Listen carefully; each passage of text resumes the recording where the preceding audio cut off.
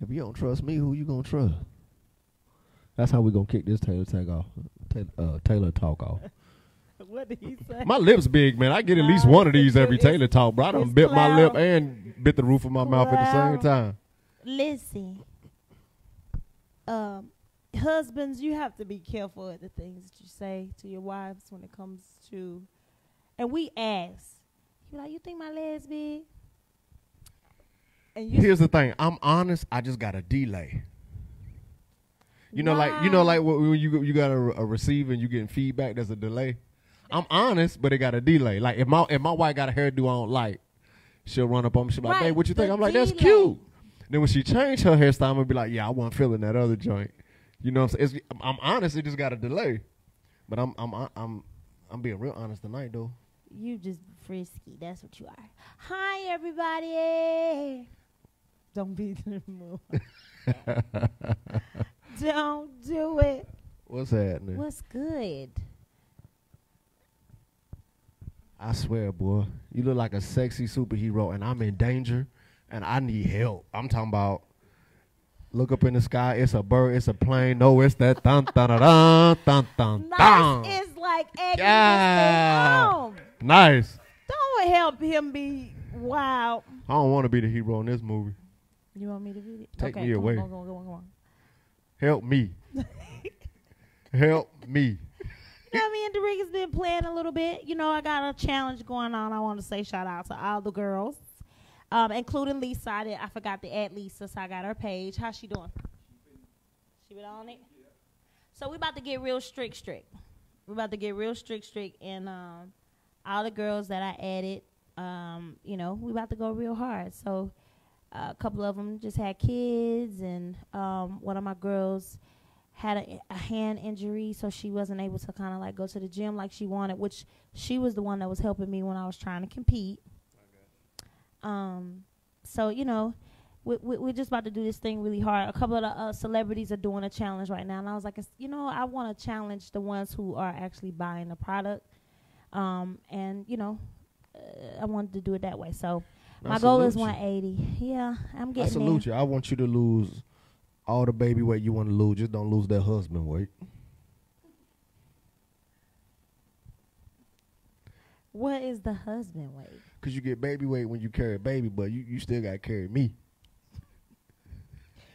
All right. Full term. Full term. Yeah, I'm done with you. I love this woman. I flirt with her like this all day, every day. It is what it is. All day It ain't going to stop because y'all here. That's what we do. I don't want to be skinny. I don't want you to be either. No. I you know, I need a little meat on my bones, you know what I mean? But I like some meat with my taters. But I just want to get down because of my knee. And, you know, I think a lot of times we deal with certain things in our body and we don't know that. It's just because after we have kids, certain things we eat, we put on that weight, it just affects us. So I've been talking back and forth with these women. It's been really dope. So shout out to all of the women. And if you guys want to join the challenge, let's do it. Hit me up in my DM. I don't really answer my DMs, but during this challenge, I'm kind of looking. But then I don't be knowing, like, who. Maybe go up under the picture, that video that I post. Yeah, there's a video that I posted. Go up under that one. That would be better. And let's all do this thing together. I'm on my grind. You ain't gonna leave me behind now. You and Dorica's doing all this styling, taking all these pics. Like I'm gonna just show up in some duck head and Oshkosh gosh. You been doing good, baby. No, I'll be there. You look good. Don't get skinny. Like you said, I don't want you skinny. All right, so tonight. 2 sticks rubbing together. We been started a fire, honey. Let's keep. Let's not be dirty. All right. So we here. Interesting, different angled topic. I'm gonna do something I haven't done something I haven't done in quite some time. If you'll bear with me just 2 seconds, then I want my wife to really explain where this thing was birthed from. But I just want to open up the mindset to looking at the different angles of how we coming tonight. So, boom. So I ask, what is the deal with our fascination of excess greed and our appetite for more and more and more? While we are indeed being trained by manipulating marketing techniques to constantly desire the latest and new versions of a thing, what we remain blind to is how it conditions us to lose our appreciation for the things we already possess today. This is how we slip away from traditions, heritage, the vintage, antique, and the history of values. From the latest iPhone or Android, I don't want no smoke, to seasonal fashion trends, down to the latest and reckless crate challenge. No matter the impact things place on our wallets or our personal well-being, we continue to thirst for something new, and we want a lot more of it. But let's consider for just a second.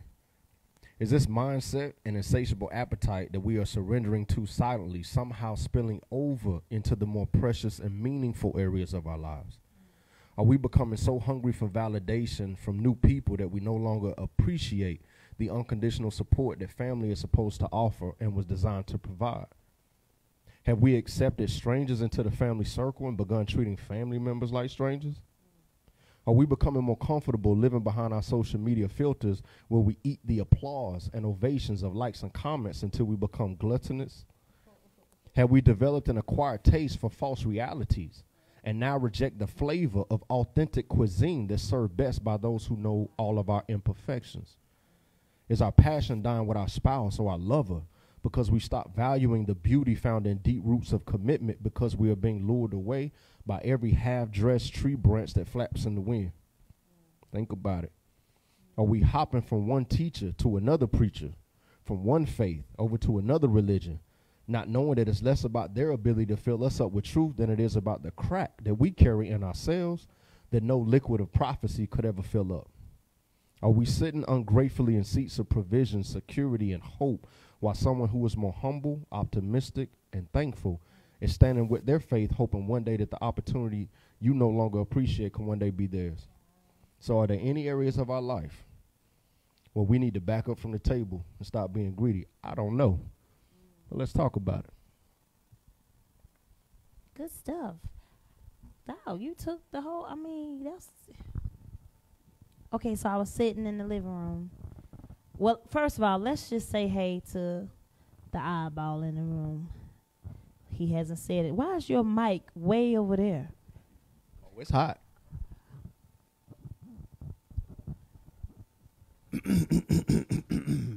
Yeah. I couldn't concentrate because, and Sean can back me up on this because you ain't going to believe me, everybody's talking about your look. Everybody. Sean, am I lying? Everybody. Sean, I don't know if I can trust you because you got one of Miss Clara's. You know what? But she gonna listen to y'all, but she won't trust her husband though. Looking at the comments, everybody's they say it's this all black, it's the hair, it's the fit. These comments is going crazy about your look tonight. I'm coming back. So I got a little distracted. Yeah.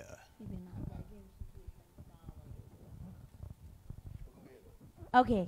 Well, I was trying to let Crazy say something for a second.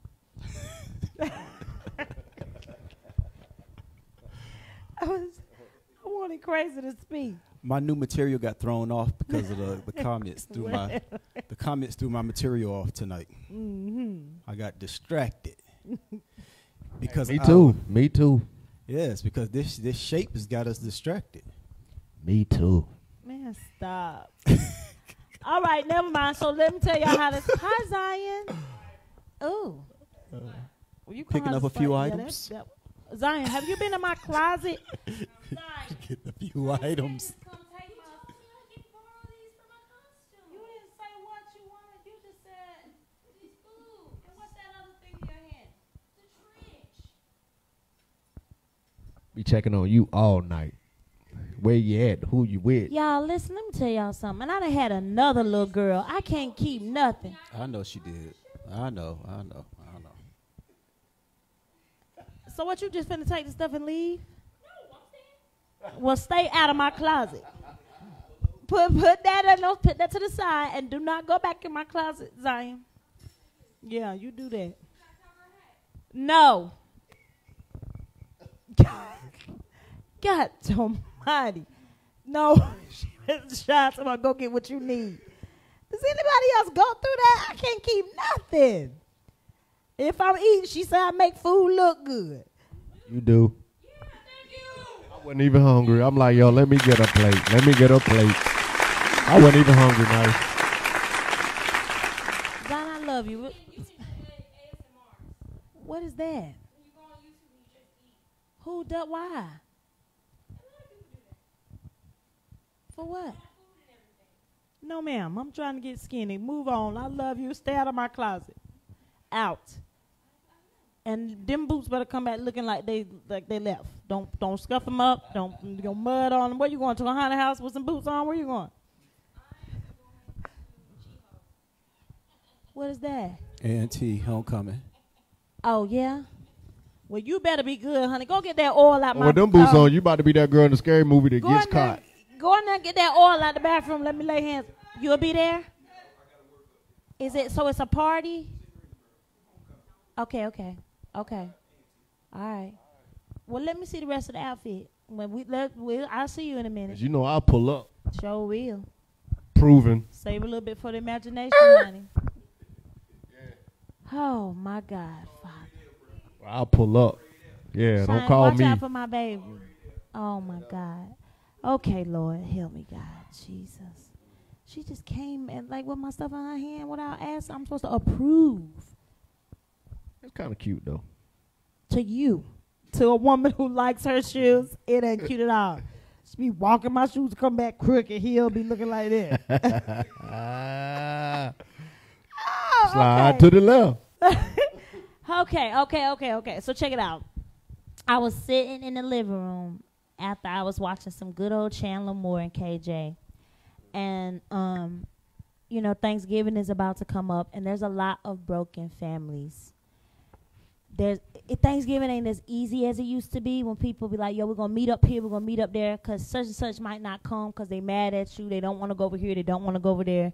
This person don't like the wife. They don't like it's crazy, especially once you lose the matriarch of your family, like a grandparent who was always the one to hold it together. And so I started on that, and then I started thinking on everything else.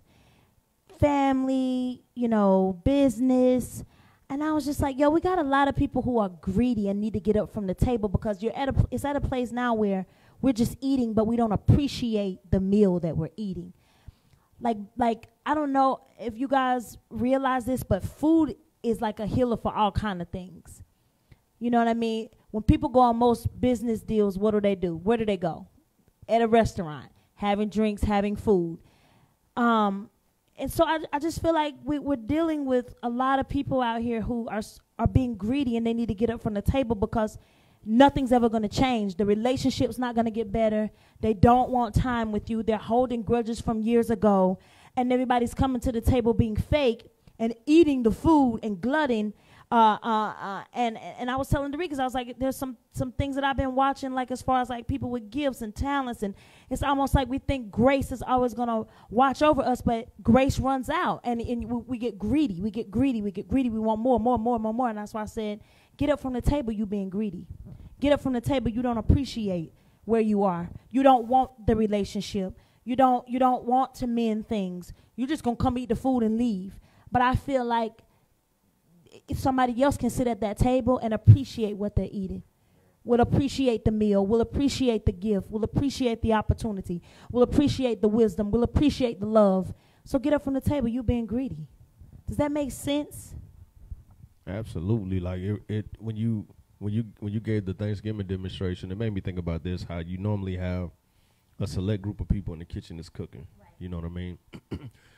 They probably started the night before, if not the day before that. But they probably started the night before, prepping, losing sleep, trying to make sure everything hits everybody's taste buds, making sure you compensate for certain people's allergies, take care of the kids, make sure they have something. Don't forget dressing up the table. Sure, you know what I mean? Everything look good. Wake up early the next morning, doing the catering. Then you have, I've been there before when I was younger, but then you even have young kids and adults who sit on the sideline like, yo, when we going to eat? When's the food going to be ready? When's the food going to be ready, right? Not balancing your desire against the scales of your contribution, right? The metaphor is as simple as a Thanksgiving dinner, but at the end of the day, sometimes we allow our selfish desires to blind us to the fact of the sacrifices other people have made and the sacrifices we have not made. So when you spin that, you start to look at your relationship with your husband or your wife. You start to look at your relationship with your kids.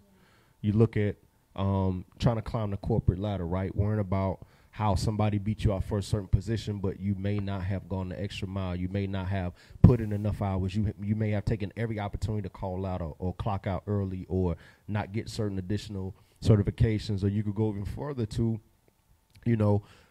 friendships. It's a lot of times, we'll cut people off or we'll shut people off of our life, but not looking at the fact, what have I contributed? I know I didn't get what I want, or you said something that offended me, or you weren't there when I needed you, but have I always taken your call? Have I put in the same level of effort? So we're sitting at these tables, and where where my wife got the table demonstration is, when you think of a hospital, when you think of a church seat, when you think of an office seat, things we take for granted, somebody is praying for that. The very things that we overlook and we dismiss and we begin to no longer appreciate, the same thing that we're squandering. Sometimes, we're the same way. I hate throwing food in the trash, whether it went bad in the refrigerator or we can't use it anymore, because there's somebody praying for just that portion. And that's an unintentional example, but there's some things that we do intentionally where we slap God in the face and we what's the word I'm looking for? We basically just waste. I don't want to try to be fancy with it. We just waste a lot of opportunities and relationships and time that somebody else is praying and fasting for. So in a lot of these areas, man, we need to get up off the table, man. We're being greedy, but we're not going to do that. People are not going to get up from the table, which means taking acknowledgement that is how I am. Yeah, pretty much. But I'm gonna tell you what if they don't get up from the table. Here's the thing, because you just said something that was so dope. Even if you sit down and eat it, you don't put in the time, like how my grandmother and my mother and my Aunt Bonnie used to do. They used to be in the kitchen cooking, and so I used to get in the kitchen just to hear the conversations and hear the wisdom that was being thrown left to right, and building those relationships and spending that time with my grandmother, because you never know how long they're gonna be here. I pulled something from that, so when I sat down and ate at the table, it tasted different, because I got to see her cut up the sweet potatoes. I got to see her making her dressing, and godly, she made some good dressing. So the meal was different for me, but another family member who might have been upset, or a church member who might have been upset, or a friend of hers who might have been upset, that just sat in the den while all of the good stuff was going on in the kitchen, it don't even taste the same. You don't even realize it is more than just the food. You get what I'm saying? So even if you don't get up from the table, you're still blocking so many of your blessings, and you're not getting the real just of what it means. You got the food, but you didn't get the meal. Oh. You got the food. That ain't gonna be denied you, but you didn't catch the meal. You know what I'm saying? I want to see what D want to add to this layer, because I feel like we great. We trying to figure. Yeah. So my question is, do you feel like we force people to sit at the table? And when I say force people to sit at the table, sometimes we're inviting people who we don't know. We know they don't want to be there. And a lot of it is because we desire to have certain people there. We feel like certain people carry the family or carry the dinner. Even though they don't want to be there, they show that they don't want to be there. They make it hard to get in contact with them, but we force, or somebody in the family or somebody on the line is forcing people to be there. Are we forcing people to be fake?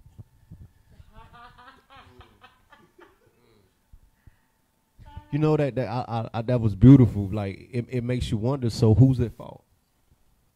Yeah. Is it the person who's being honest? I don't fool up with you. I don't want to come around. I'd rather be somewhere else. I don't do family. I don't want to do business with you. I don't want to pray with you. I don't want to be married to you. So, well, let me ask you this. What happens if it's your kids? But I ain't got no choice. No, but what I'm saying is, no, Zion, I'm saying, what happens if it's your kids and is it forcing, or is it hope in there that you can still rebuild? I personally, now, let me put this disclaimer out there before I get attacked. I don't have kids, but from my position and my point of view, if I'm not going to show up and act right and participate right, then I shouldn't come. Because when you talked about the meal, you preparing this meal, whether it be Christmas, Thanksgiving, a birthday, a wedding, whatever, this is a joyful time. So, and if you're creating joy, even if it's the child, like when you say child, and I guess it depends on when you're talking about the age separation too. You know, there's an age where you're like, well, you got to do what I say do, whether you like it or not. But then I think there's a line that you draw where you're saying you're an adult now, and if you're not going to show up and be an adult and be happy, then I would rather you not. Get up from the table. Because even if you're not in the kitchen, sometimes your contribution is just the good energy. You don't have to necessarily potluck it and bring a dish or help me bust down the kitchen when I'm done, but just bring good energy. You know what I mean? Bring that vibration so that the vibration we're trying to create can continue to bounce off the walls and reciprocate and echo and ricochet, and everybody can be impacted by it. So I think this is a good vein, because I feel like so sometimes are we so focused on the idea, the image that we have, like you said, that we force people to participate in our dream? I think you hit the nail dead on the head, Kendall. We all have an idea of how we like it. I have an idea of how I would like my business to run. And I think even before I kind of got rid of some people, the idea was for me to have this big team and all us work together, and you come in there and you smell hair and see blow dryers, and it just looks so good and all black. But the reality of it was everybody wasn't going in the same direction, unfortunately. And sometimes what I had to do in this new season was downsize so that because it was easier to get a smaller group of people who's headed in the right direction, more so than trying to have a lot of people and everybody's headed in different directions. This is why I love the talks that they so raw. We don't have a bunch of cue cards or a teleprompter, because you know what this is making me think about now? We started out saying, get up from the table, you're being greedy. Is it us that should get up from the table? Oof. Are we being greedy? Oof. Let's flip the whole, forget all of this, right? Oh, watch out. Do we have an appetite? Ooh, this is going to cut us, if I'm even close. Do we have an appetite to fulfill our vision, our prayers, our belief system, that anybody that doesn't fit inside of our grand design, we want to remove them from the table? But as you said, I ain't asked to come eat here anyway, bruh. Yeah. I ain't asked to come and be a part of your. I've been showing you signs I wanted to go work somewhere else. I've been showing you that we don't share the same faith. I've been showing you I've clocked out from this relationship. Yeah. So we spin the table around, and is it us with a certain kind of mindset that has to get up from the table because we're being greedy, holding somebody hostage to our perspective of who they should be in our musical? Yeah. Ooh. I definitely agree. I think the host I agree with you, Kendall. I think the host has the most control. Whoever's hosting, whether it be business, whether it be family, whether it be relationship, whether it be the dinner, Christmas, I think whoever's hosting has control. And I think sometimes, like you said, the host gets selfish because the hosts have an ideal picture of what they want the outcome to look like. And they forget about the reality and focus on the painting, the picture, the pretty picture. Sometimes, though, and I like this. This is really, really, really, really good. Sometimes the host isn't even wanting the people to be a certain way, but just wanting to keep grandma alive. But yeah, I get what you're saying. Does everybody invited? Is everybody invited? No, I'm saying, but does everybody who's being invited want to keep grandma alive? Not everybody. I think it's one or two that when grandma or grandpa passed away, they had no family, especially if the grandparents raised them. And so on these holidays, you don't want to see them alone. And so they may even come and say, we should do this and we should do that. And the host is mainly the person that everybody kind of comes to. And you just feel like, okay, let's just see if we can keep a piece of grandma or grandpa alive. I don't care how you act. I don't care what you do. Just sit at the table and let's all pretend that. So I ask you again. Yeah, I get it. So I ask you Yeah, again. I get it. Because what it could be is two people can have a conversation. They can what's the word I'm looking at? They can partner on an idea, but nobody else has been invited into that boardroom of conversation.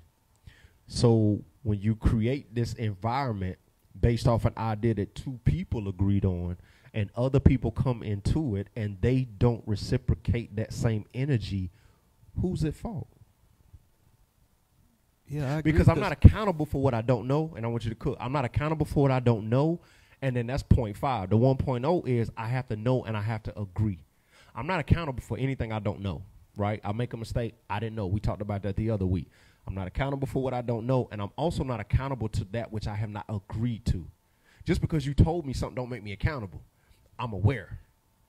Once I say, okay, you know what? I'm going to make a conscious effort to change that behavior or to clear that up or pay that off. Now I'm accountable. Acknowledgement just means I'm aware. That doesn't make me accountable. You dig what I'm saying? Yeah, because I'm telling you now, I get so annoyed sometimes, and I think I'm a passionate person, especially when it comes to. I'm a passionate person when it comes to gathering. Period. I love for people to gather. I love the congregation. I love the fellowshipping. That's what I love that. But it annoys me. Why did you come to choir rehearsal if you really didn't want to sing? Why did you come to choir rehearsal if you don't like the director? You just here to make other people miserable. And then where I really get frustrated, I'm going to go a little bit deeper. Sometimes it's almost like you look at the head like, why are you allowing them to do this? Pastor, why is this person why is there an usher if they don't like people? Like, it's like, when do we get to a point where we look at the bigger picture and say, this person is they're ruining the whole idea. They're messing it up.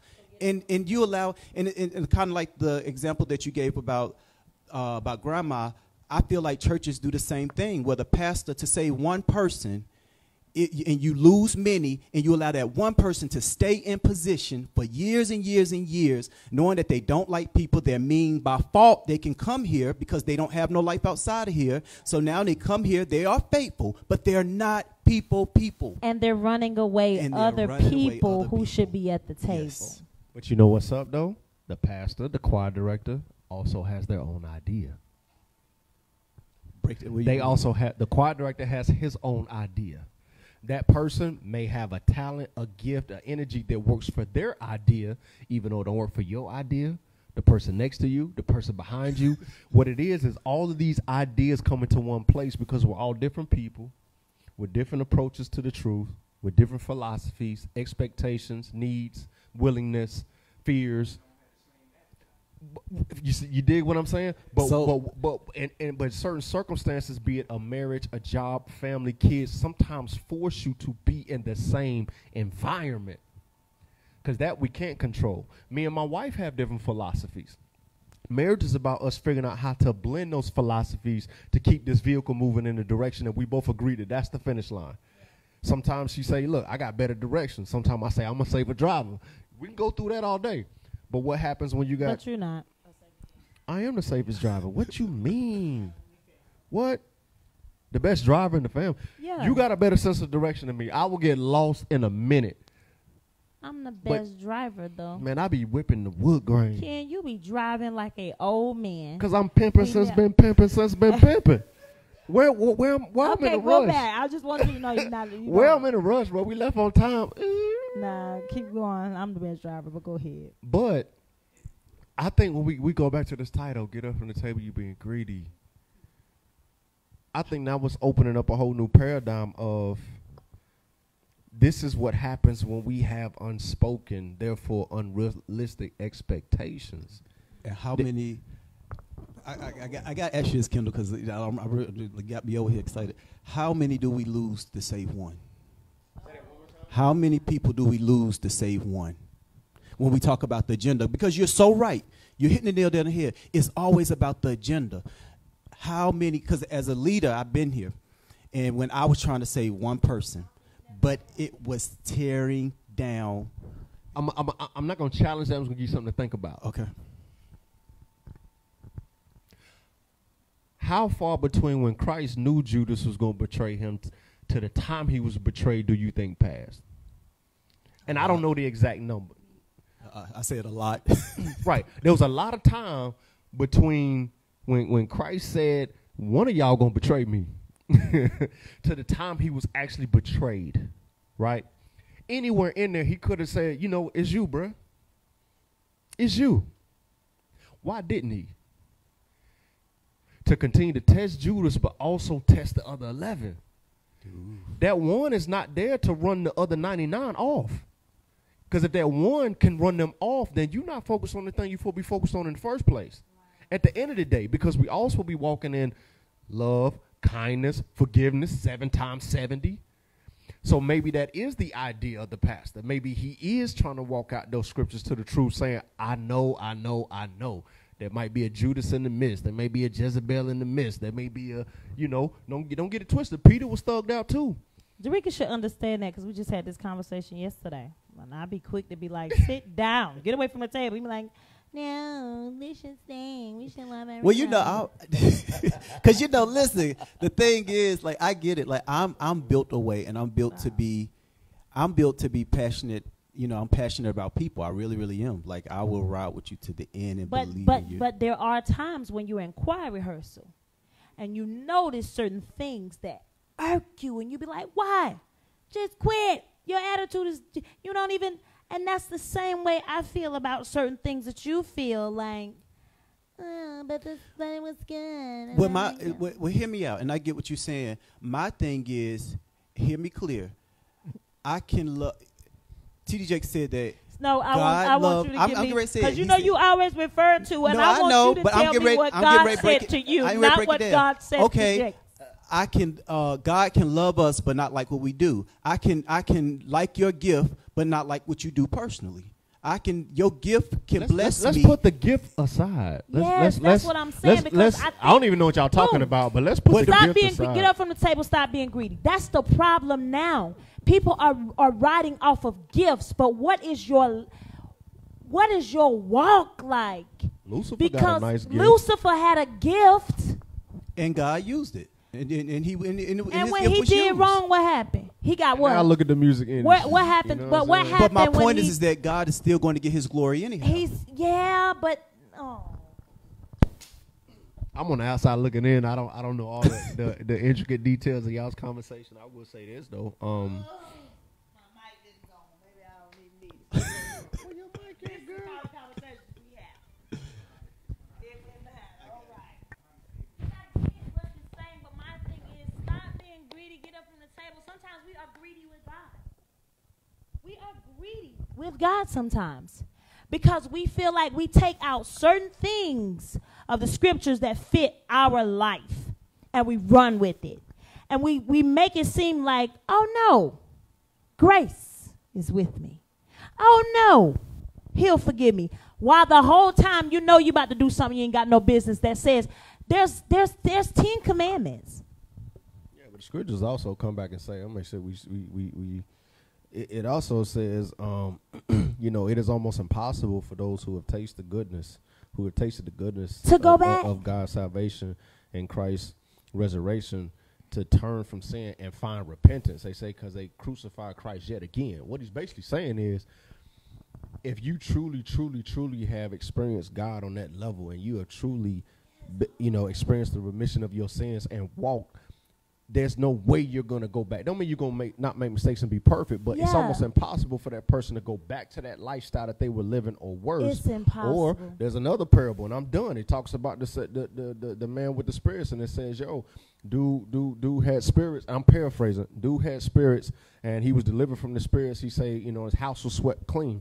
He said, but then that spirit that had been casted out of him brought back 7 more demons that were stronger, and his latter condition was way worse than the former, right? It's saying that, okay, yeah, you can get to a point where you're being, free from your addiction to a substance or a sex addiction or anger or violence or whatever the case may be, and get delivered from that. But if you backtrack, not only is that same spirit or that hindrance or that disability of your character not going to come back, but it's going to bring 7 stronger joints. So now you're not just addicted to crack. Now you're gambling. Now you out there dealing with prostitution. Now you stealing from your mama. Your last condition is going to be worse than your former. And I think that goes to say that whether you have a gift, whether you go to church, whether you're a good person, whether you have your Samaritan moments, you have to get to a point of getting off that milk and getting on meat and getting into a position where you have spiritual discipline that keeps you operating just as a believer. Because I can speak about myself because I'm not perfect, but I'm gonna tell you there's certain things that I just can't do because I fear God. So I can't go on. Sean, I can't cuss you out if I wanted to. I can't go on live and do you no harm.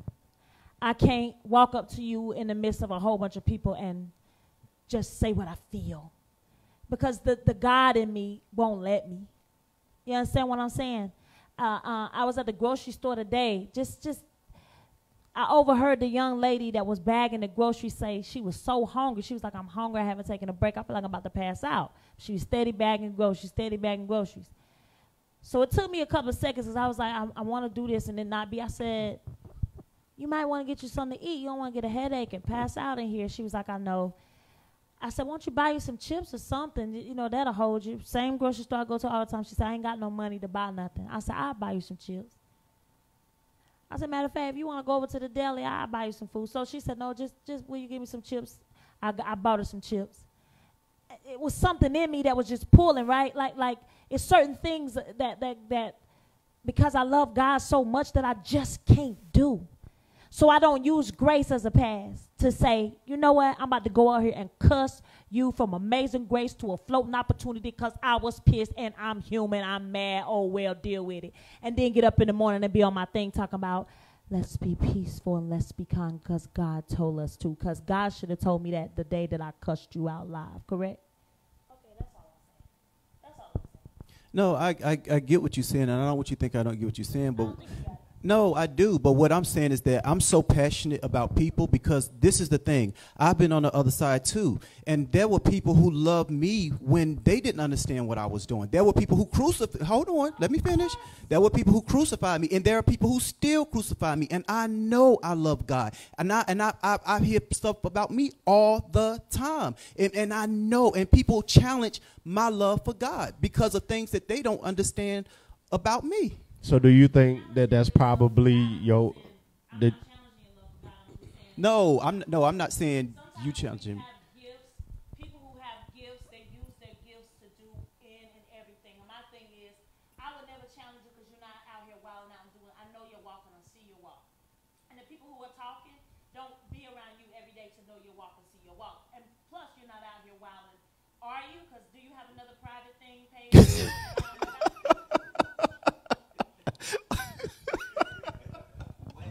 Well, You know what I'm saying? And I get passionate about that because I love God. I love God. So we were just talking. I was like, yo, I'm a gifted person, so I see past the gifts. You can't just have a gift and think you can do whatever you want to do with it. I'm not saying you can have a gift. My thing is, stop being greedy. You got a gift. Stop being greedy. If you're not going to appreciate the gift, get up from Hitler had a gift. Who? Hitler had a gift. He was one of the most powerful, influential, impactful, and strategic leaders in history ever. But what did he use his gift for? So his gift can't overshadow the impact of his character. And I think that You understand what I'm saying? so special that sometimes I feel like we smack God in the face when we don't appreciate it and carry it, and especially when you got such a great one. That's my thing is you can't, and Jakes said he was talking about grace one Sunday, and he just kept saying, we can't just keep saying grace, because grace runs out. Your gift and all. In High Point, I knew some gifted sing. I'm talking about some men that could sing. Woo! Like make you have chills, but they were singing on the side of the street. And they were lit. And they did it so much to the gift, God snatched it right up away from them. Because all they were doing was singing on the side of the street, drinking on it, tarnishing it, drinking on it, smoking on it, putting stuff on it. hard liquor just all day long, couldn't do without it. And God said, back up from the table, you being greedy. I can give it to somebody else who will use it. That's all I'm saying is don't be greedy with it. Know that there's some young person that would love to be in your position that cherishes it. Don't, because, and that's another thing. To be gifted is to be a role model also. People follow people who are gifted. And they have fan pages and they want to be like them and they want to be. So if we say that we're king's kids, then let's be gifted and let's show them like who the gift giver really is. Let's make it, let's not make it look good because it is good. Let's show it all the time how good it is. And not trying to, hey, do whatever you want. Do whatever you want to do. I'm just saying stop being greedy and get up from the table if you're not going to cherish it. And I'm a gifted person, come from a gifted family. So I see past gifts. Because you can sing your way through some things. And people will be like, oh, no. But when you leave from there, are you living what you're singing? And are you giving the gift back to the gift giver? And I understand that, but what I'm challenging, I guess, to get you to try to see differently is that I think that we all won't get to the same place at the same time, but we all can get there. And I think that along the way, if people would have lost, I just know in my life, there were people who believed in me even when I wasn't believing in myself, even when I was going through. And I think that one of the problems that we're kind of having in the church now is that people don't believe in people like they used to. Like they give up. But it looked like your pastor believed in that one choir member. That you felt, I'm just saying as an example, that one person may be, you know what? Let me do it like this. Let me pick on Kendall. I just feel more comfortable when I beat up on myself. When I was 2 feet away from my breakthrough of understanding is when I was at my most savage. It took for me to get to the bloodline into myself to where I almost didn't recognize myself to where I was able to be set free. It didn't happen before certain violent things took place. It didn't happen before certain charges took place. It didn't happen before certain losses and death and things I don't even want to talk about tonight took place. But it was when I got to that point when even my mama washed her hands off me. I was in jail. My mom wrote me a letter. She said, I can't do this no more. I'm going to have to disown you as my son. My heart can't take it. That level. So imagine what I had to be doing to have my mom, my mom, saying, I'm going to have to wash my hands of you. But it was at that point, it was at that place, it was at that level, at that depth, that I was snatched up into God's light. So a lot of times for me, while I don't talk about people, man, I'll laugh at something if it's funny, and I kiki ha-ha. I ain't the gossiping type because I know I've done so much dirt in my life. I've made so many mistakes. I've caused so much destruction. I have destroyed so many things.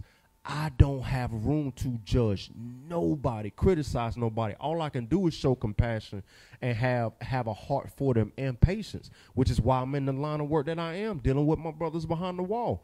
Because I get it. I understand where their mindset is, and I understand that at their lowest is when God is ready to take them to their highest. So I'm just saying, in your personal life, because you shared your story with me at times when people discredited you, disowned you, banished you from their kingdom of their circles of influence. There were certain people also didn't give up on you, and so sometimes that one person who's irritating us, who seems like they're only causing disturbance, that could be their cry out. That could be their act out. That could be a call for help, because everybody's call for help ain't the same. You don't always come out and say, yo, help me, I'm distraught, my bills ain't due. It may come out in an attitude. It may come out being short-tempered or pessimistic, but it's a cry out at the end of the day, because we all want joy. We all want success. We all want to have our ends being met. We all want to have love from our family. We all want to be seen and not walk around invisible. We all want that in common. So certain things, we get to a certain point because of what we've been through, because of what we've experienced, because of the sin I know that I have walked in, that I start to look at that thing with a different eye, and I don't judge a book by a cover, and I'm like, yo, but what's in the contents of the chapter of this person's life? And that's why I deal with character. I don't deal with gifts. I don't deal with your income statement. I don't care about what car you drive. If I get to know your character, from there we can build, because that's what Christ came to teach and demonstrate, was character. So for me, I know there's some tables that I had to get up off of so that I can be of greater use to the Most High.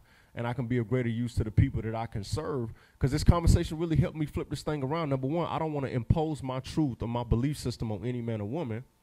I don't want to put people in situations where they put themselves in an uncompromising position just because they don't have the courage to tell me no, or whatever the case may be. So I just have to kind of look at it 360, and this really helped me get another layer of not being so quick to say, hey, you need to get up from the table. Should I have set the table? Should I have prepared a place? Did I do it for me because I wanted to display that I can cook? Or am I really doing it to make sure people get fed? I have to ask myself these questions. I trust y'all. This is a great conversation. It's getting really, really good. But let's just say if God prepared the table. We're talking about us now preparing the table, what we do. But let's just say if God prepared the table. Do we all in this room believe in time? Time running out, time. Okay. Mm-hmm. There's been a lot of people that we have followed and loved who ran out of time, right? I sometimes go back to this story, and this might not be a good, I don't know, y'all tell me, but like how when God told Noah to build an ark, and he told him to tell the people, like, there's a storm coming, right? And nobody believed him. Everybody still wanted to do their own thing, how they wanted to do it. But he was obedient and listening to God. He listened to God the whole step of the way. He didn't put no tinted windows on it, no rims, no system in there. God told him to build it. He was obedient and he built it.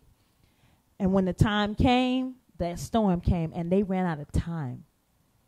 So all I'm saying is, if God is the person who's prepared the dinner and we're still sitting at the table being greedy and not appreciating, sometimes we need to get up from the table and not even say it's over for you, but look in the mirror and reevaluate and say, you know what? I'm sorry, Lord. You gave me a gift. You gave me an opportunity. I wanted to play ball. You took me all the way here. I wanted to, DJ and travel the world, and you took me here. I wanted to go and speak in certain places. I wanted to do hair all over the world, and you took me. And you know what? I need to sit back, because now I'm being greedy, and I'm not appreciating the meal that you've prepared for me. I'm realizing that I have a gift, and now I'm just letting my gift do the work. I'm gifted. I know how to do this, I know how to do that, but now I'm not even depending on you, so my gift don't even look the same. It don't got no anointing on it now. I'm not DJing the same. I'm not playing music that when I look out there, I see people just in a total zone. That wasn't me, that was you. That's all I'm saying is, I'm not saying I want to do away with you. I'm saying if there's anybody watching that know you got a gift and know you got somewhere to go, and you keep just trying to do it your way, and you're not surrendering everything and sitting at the table and saying, is there any more, Lord? I know we had dessert, but is there anything else you want for me to eat? Is there anything? Do you want me to clean the dishes? Do you want me to do? Is there anything else? I'm saying appreciate that time that you have with your family, because you lost grandma, you lost grandpa, you never know. Appreciate that time when the door opens for you business-wise. Appreciate that time when he gives you a gift, because it can be snatched away. We do not serve a God that's just sitting back playing spades and saying, hey, let them do what they want, I forgive them. Here's a pass, I forgive you. We don't. We serve the same God that was back in the old days. And yes, we're not even going to go there, yes, Jesus came, but we still serve. We can't just wake up every day and say, grace and mercy brought me this far. I'm about to go out here and I'm about to do what I want to do. I got a gift. And I'll see you when I see you, Flair. Talk to you tomorrow. I like how they be trying to play the Christ demonstration like it's a hall pass. But every time he hears somebody, he said, go and sin no more. No more. And we he ain't say sin less. And we all listen, every day I have to get up and every day I go to, before I start my prayer off, I'll be like, man, forgive me. Not if I said, I know I might have said or done something wrong that was unpleasing in your sight. Forgive me. But what I'm telling you is, D, I want to do it right. I want to do it. I want to do it. I want to do it. I want to love God the way that he deserves it. We serve a jealous God. I want to do it right. And I want every young lady and every woman that's following me and watching me to see what it looks like to do right, so that we all can make it in. That's all I'm saying. And so when you're saying that, my thing is this. When you feel that way, how far do your compassionate love go for another person that might not get it at the time that you think that they should get it or when they should get it? There's not a time that I'm thinking anybody should get anything. I'm just praying that they don't run out of time.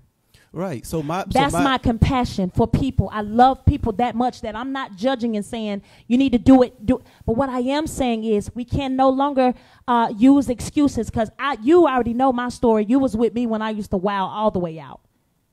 And you probably would have left me if I woke up every day and used the same excuse from my past to do the same kind of stuff that I was doing. No, I wouldn't have left you because it was my part of my assignment. That's what I'm trying to tell you. I believe past would no matter what you would have done every day, I was there for an assignment. I was there to believe in you. You're right, but you do have a short.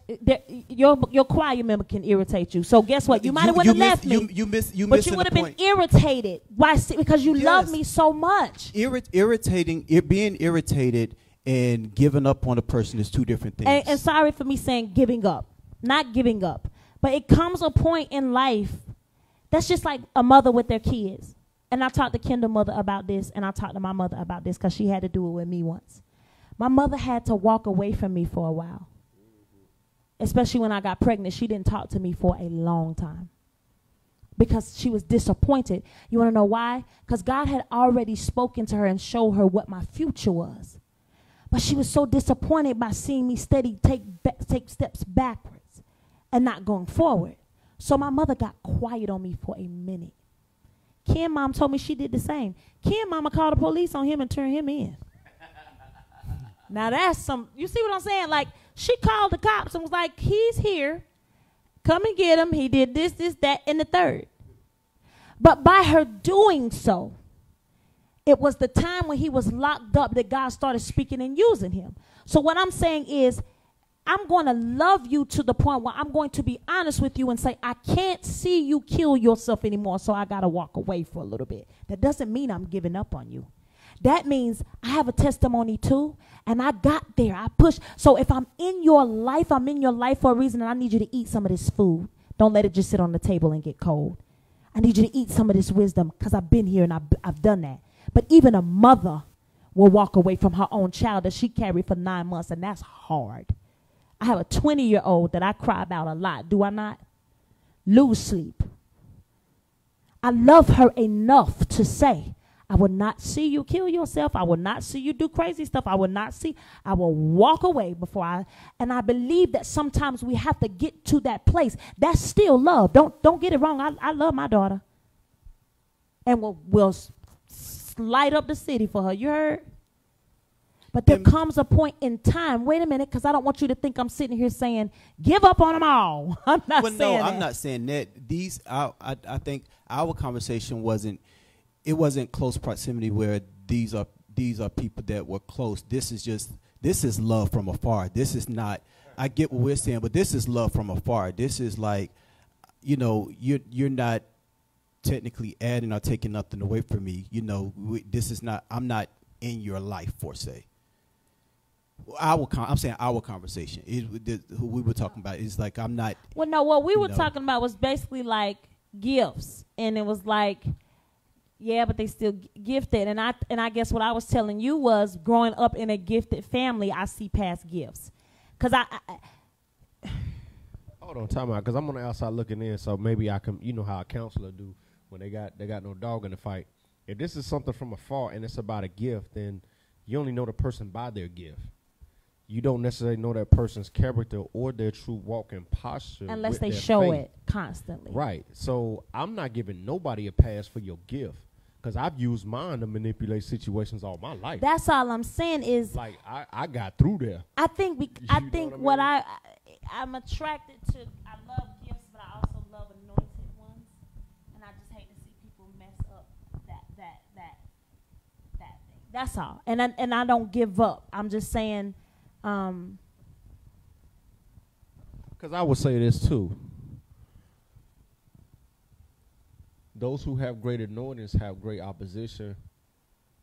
And I'm a firm believer, like when I go speak to the men, I say great men are birthed out of great trauma and tribulation.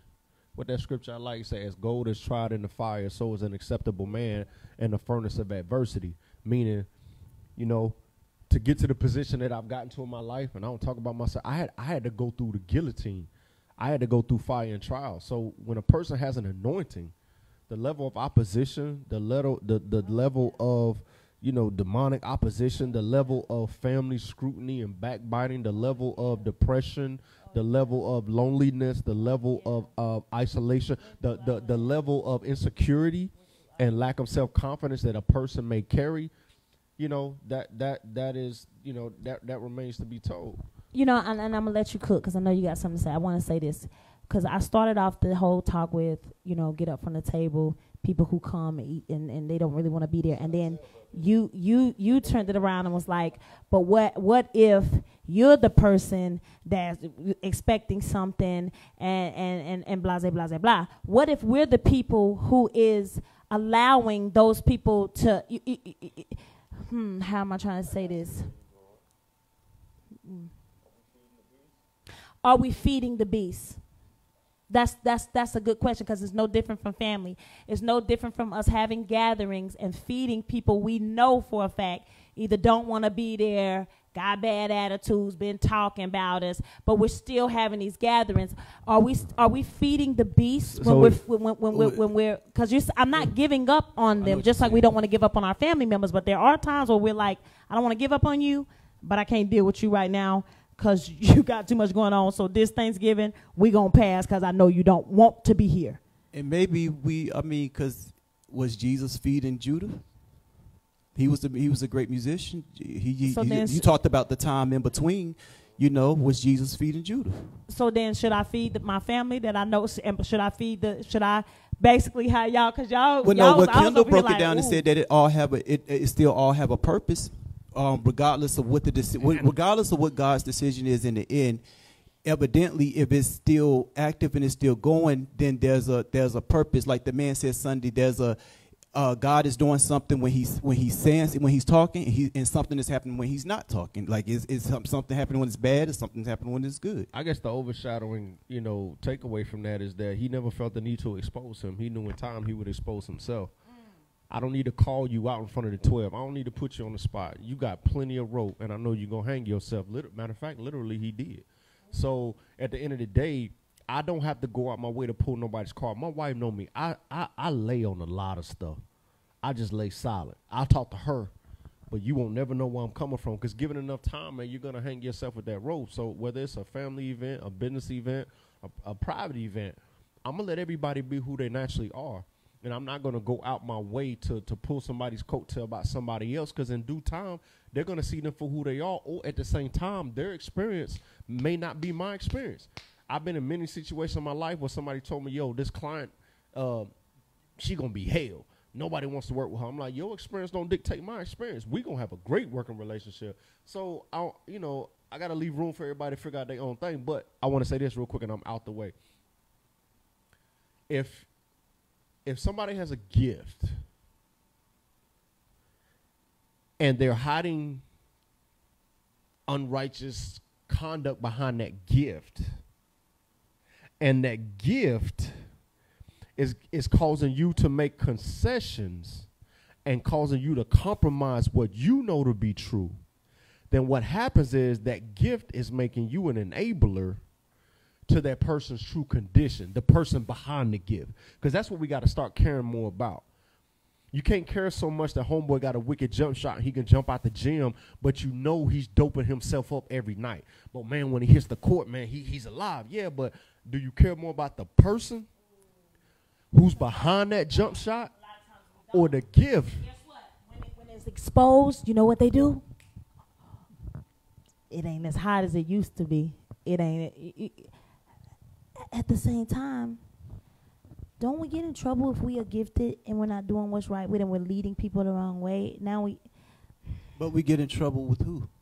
Because if the gift giver gives the gifts, then he controls the gifts. I think that, and I'm saying I think that, because if I don't have the scripture or data to support it, I can't say that I know. But I think the Father that I serve, who saved me from where I was at, he cares just about Kendall. Before my ability to do business, before my ability to strategize or my ability to lead and speak. At the end of the day, he cares about the little boy inside of me. He just cares about him.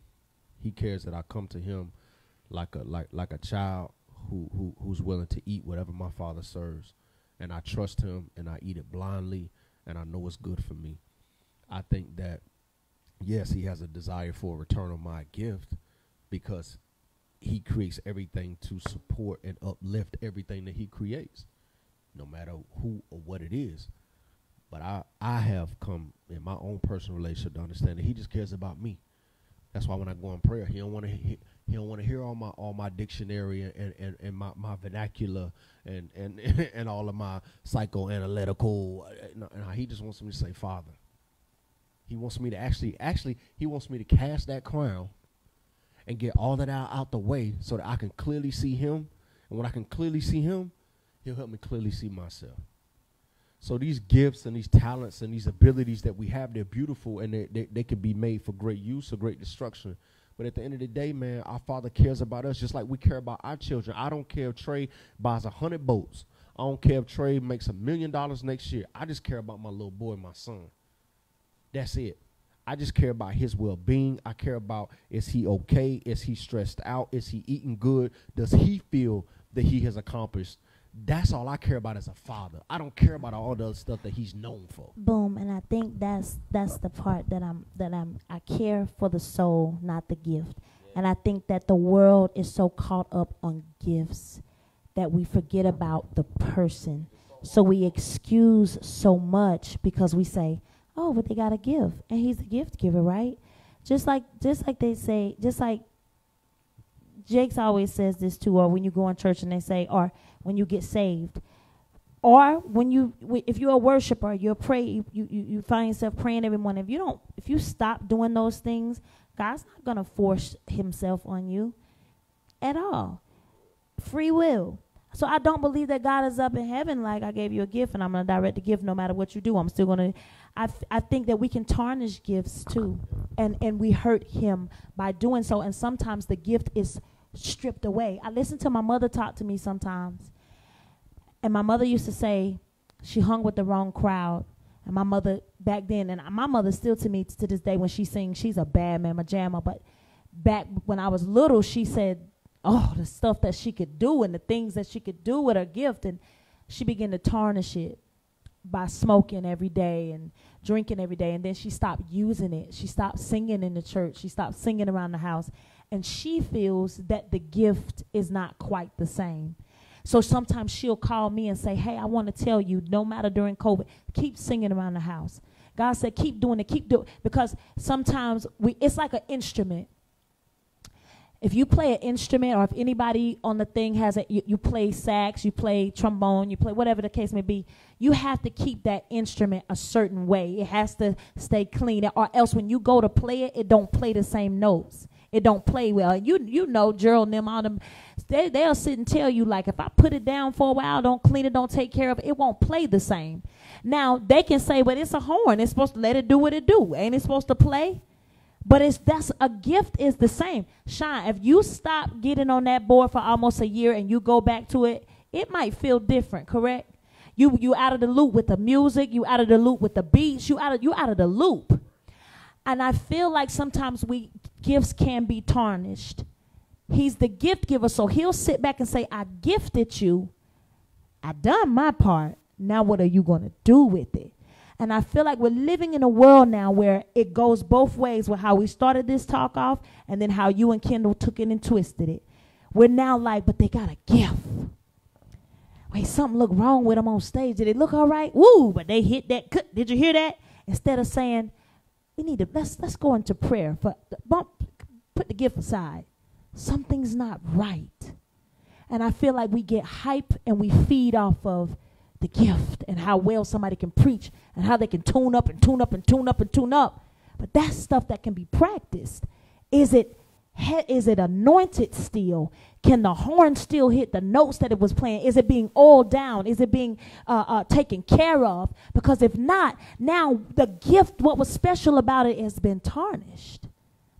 So my thing is, get up from the table, you're being greedy. That don't mean I'm giving up on you. That's the same thing I would say to Dallas. If you ain't going to eat that food in front of everybody, you get up from this table, you go in there in that living room and sit down. You embarrassing me. Now, they didn't put this food together, and you going to sit in here like you ain't even hungry. You know mamas do that. Get your elbows off that table. You better sit like you got some sense.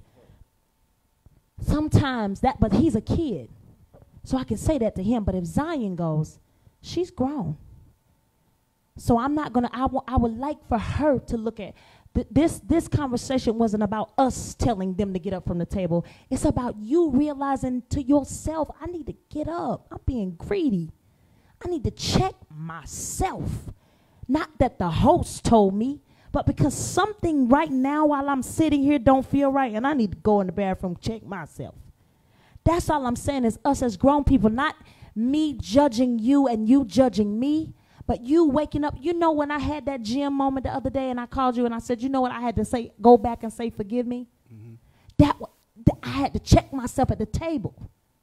So all I'm saying is we on this talk, we're talking to a lot of grown people, and there's some, I think we have like 13 up to like maybe all the way up.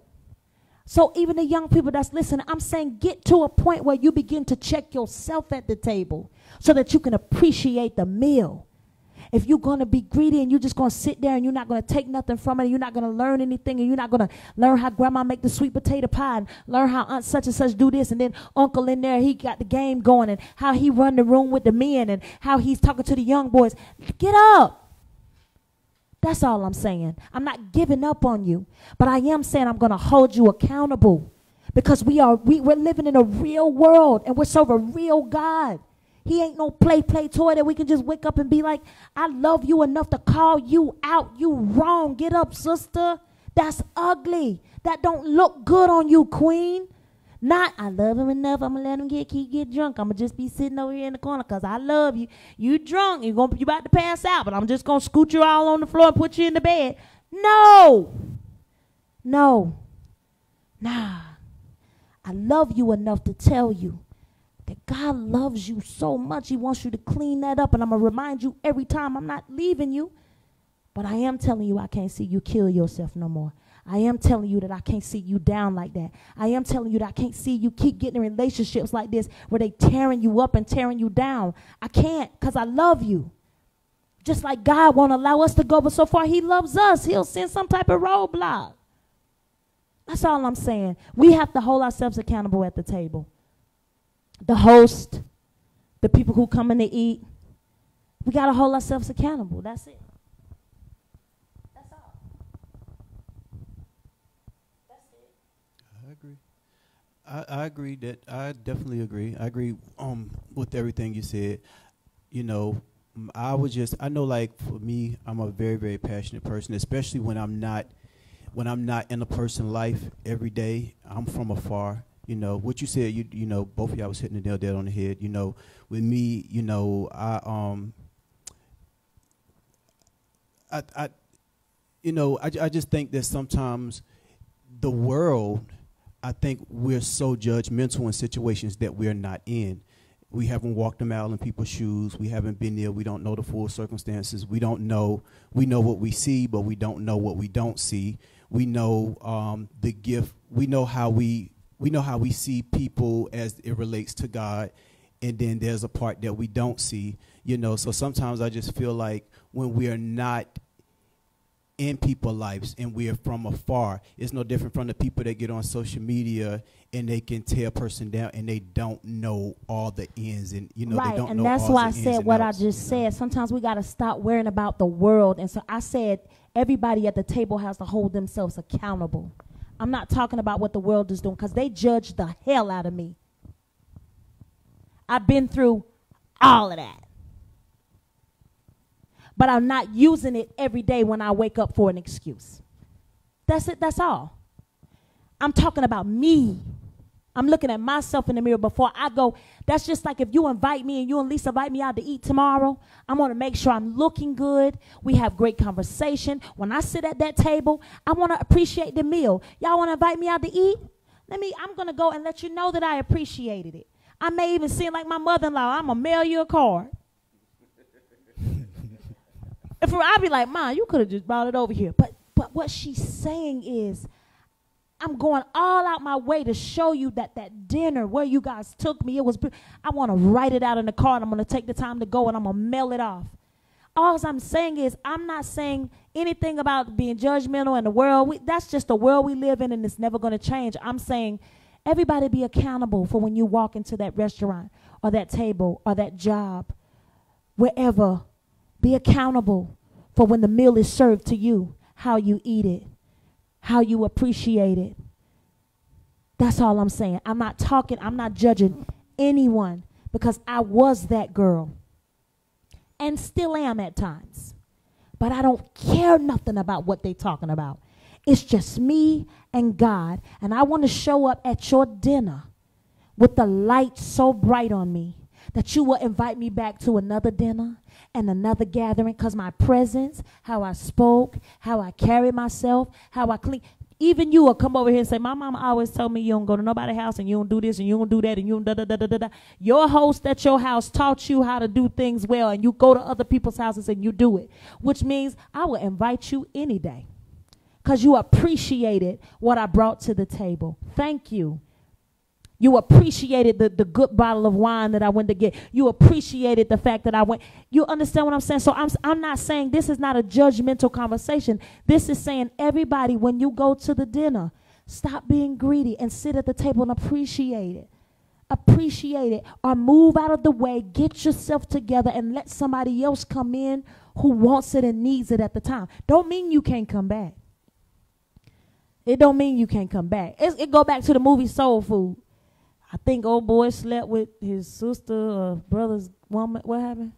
Old boy slept with somebody. It's a long time ago. But he slept with somebody. But when he showed up, he sat down. That was the last supper. And Big Mama was gone. But he came back to the table. Nobody judged him. They loved on him. So I'm not saying you can't come back to the table, but sometimes we got to get up from the table and check ourselves. Because we can't continue to do the same things that we do. I can't be the same Fantasia that I was years ago. I don't want to be. We all must grow as king kids. That's all I'm saying. I get it. And they saying that it sounds like I'm making excuses for the person. I'm really not. I think, no, in our situation, I don't know. It's so much I don't know. So I can only love what I No, but I wanted to sit quiet just so I can make sure I was on point. Let's just look at it like this. I listen.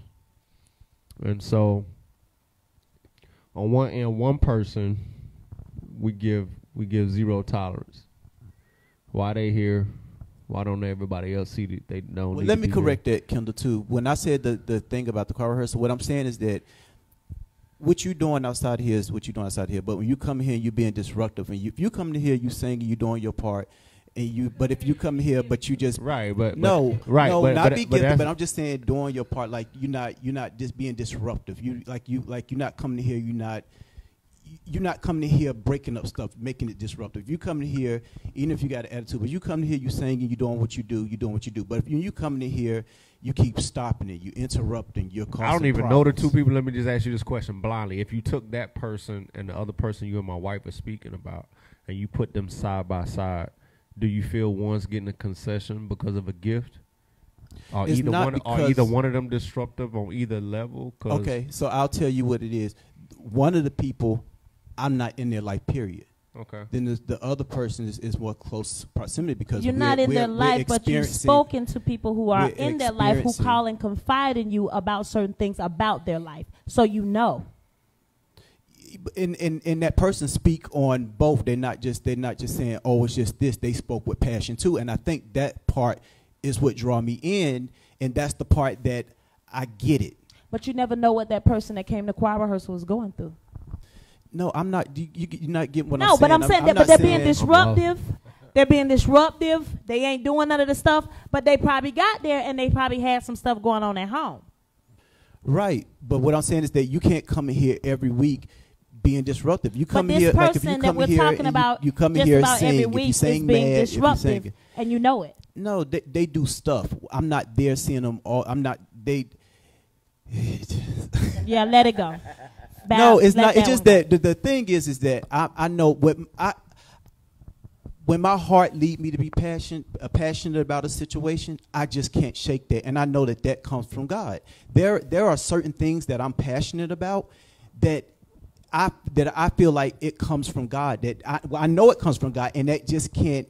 Well, I want to ask you this. And everybody has things that they are passionate about. Everybody has people that they're passionate about. Right. I want to ask you this, and this is not just about you. I want to ask everybody on this on that's watching.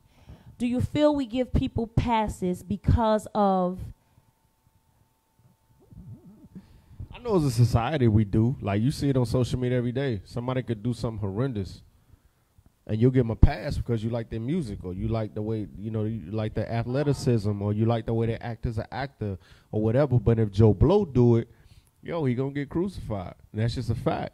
And so somebody can come out with a publicist and make a nice little statement, and buy a little time, go dark, come back out, and then they back popping again because we love the gift, but we don't weigh. That's why we should weigh character, because character is the only even and I playing think that's field. my thing. When you feel and you connect and you know their heart, you know them past the gift, even though the gift is how you know them, but you know them past, but you see them more, but you know them past. For me, I deal with straight men, and we just don't give any passes. Like, for us, it's character across the board. Like, you knowledgeable, you know what you're doing, you know what you did, you knew the consequences, you knew the outcome. What if it was your mother? What if it was your brother? Like, that's how we weigh things. So we don't give a lot of passes. With the youth, it's different. Their minds are still being molded into how they see reality. But when it comes with me, a salute first, and men, we're not giving any passes. Like, sometimes we give grown folks passes like, man, you done did this 16 times, bro. Man, get out of here. You don't want to change. You don't want to transform. You don't want to be accountable. You don't want to operate in discipline. But again, it's not up to us. And we all love and are passionate in our own ways. And I love the passion in you, Sag. Love it. But we're all different. Everybody at the table, and we said that. Everybody at the table, every family member, we're all different. And because I've been in that place, that low place, I just don't give any passes anymore, because I feel like passes is saying, I'm okay with what I love you enough to see you kill yourself, but I just don't want to see you run out of time, because I do believe in time.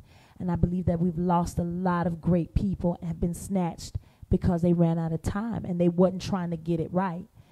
And I will say this, just remove yourself from the table and get yourself right, which is something I had to do for myself. And when you remove yourself, be prepared. I posted something earlier that Oprah said, be prepared for people to be upset because you don't come to the Thanksgiving dinner.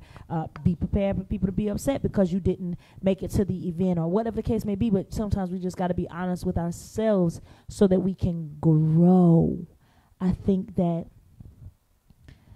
we get stuck in a place, and I just want to see everybody grow so that we can get back to Thanksgiving dinners, and we can get back to the host being appreciated, and and the host appreciating the people for coming, and when they leave at the end of the night, it's good memories. There's pictures taken, there's things being posted up that are real, not fake. I just want to see us get back to that place. The only way we can is by checking ourselves before we sit down at the table, and that's it. Even if we don't get back to that place, which is dope, I would love to see that happen too.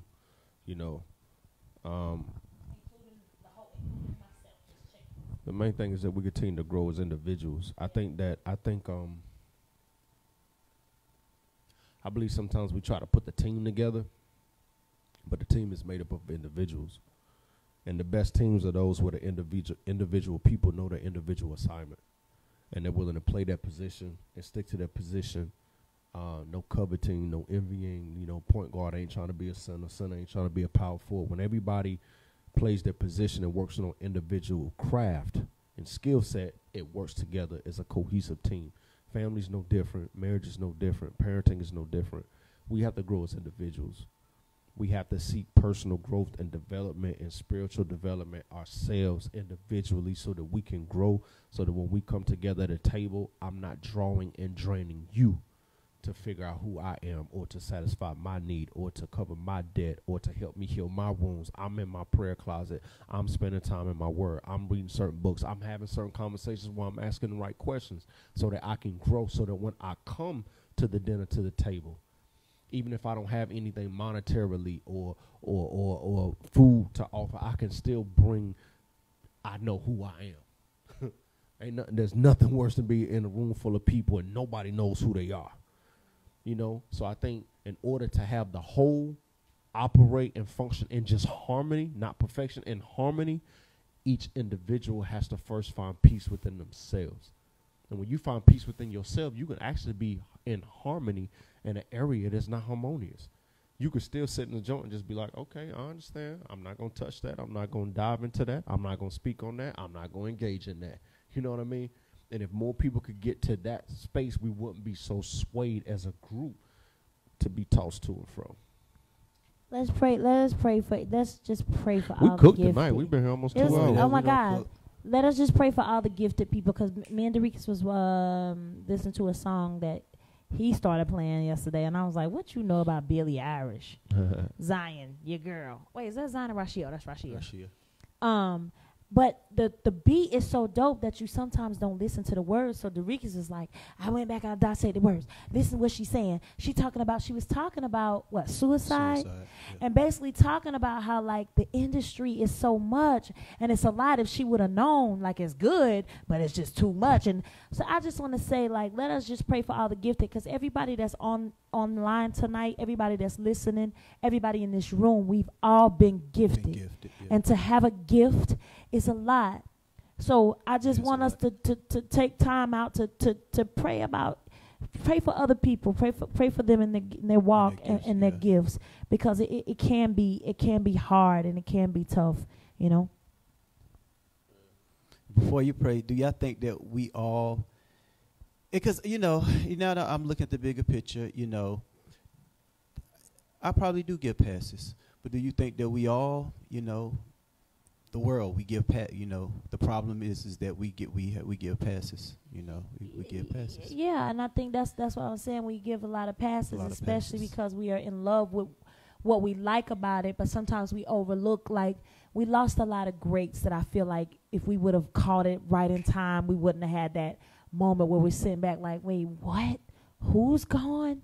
Wait, huh? And sometimes I just feel like I'm not saying give up on them. I'm saying let's try to do something about it. And there's a way to do that in love and helping and prayer.